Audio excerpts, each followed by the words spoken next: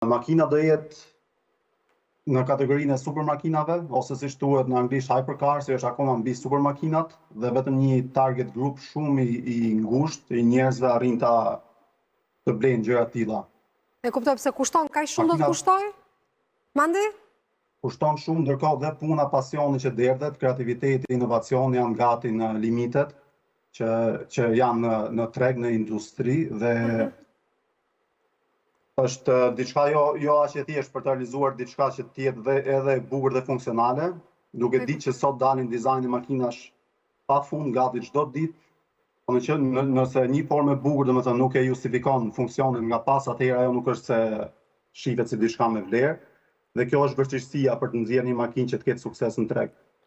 Me emrin e Tiranës tek një nga rrotat e makinës që shikoj tani me këtë formën futuriste të jashtëzakonshme, të aerodinamikës që shfaqën sipërfaqja e sipërme, pjesa e sipërme e makinës. Si ju lindi ideja, Mandi, Marin? Si ju lindi ideja për ta bërë këtë makinë? Ajo Tirana është thjesht një ngacmim vizual, sepse ideja parë ka lind. Ngacmon kryeqytetin e shqiptarëve, se ose jam tiranëson. Po, sepse atje jam rritë edhe unë vetë. Kështu që mirë se erdhe në klub. Ka vazhduar në myni më shumë, përmirësimi i prototipit, pasi në Tiranë hazën vështirësinë në gjetjen e materialeve. Ndërkohë këtu po punoj me hapa shumë intensiv. Unë punoj dhe si arkitekt për brende ndërkombëtare, siç janë Adidas, Rimowa, Stone Island e tjerë. Dhe kohën tjetër ja kushtoj komplet këtij projekti.